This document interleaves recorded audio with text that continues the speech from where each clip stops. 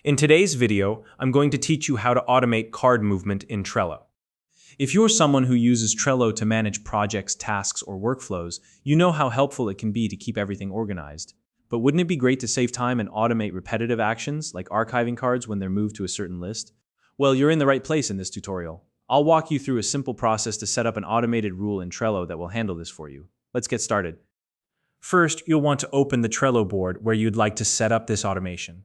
Make sure you're on the correct board, as the automation we're creating will only apply to the one you're working on right now. Once your board is open, look toward the top of the screen and click on the automation option. This is where all of Trello's automation tools live, and it's what we'll use to create the rule that moves and archives your cards automatically. Next, from the automation menu, select Rules.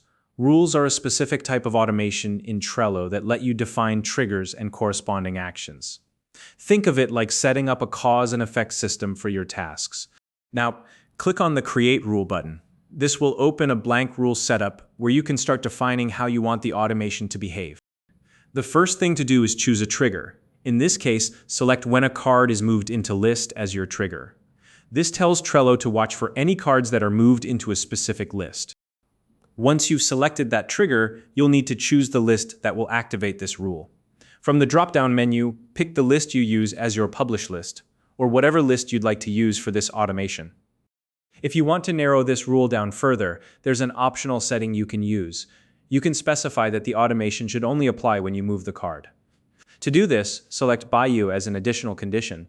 If you leave this out, the rule will apply no matter who moves the card, which might be helpful if you collaborate with a team. Now let's set up the action that happens after the trigger. Choose Archive the Card as the action. This means that whenever a card is moved into your chosen list, Trello will automatically archive it for you.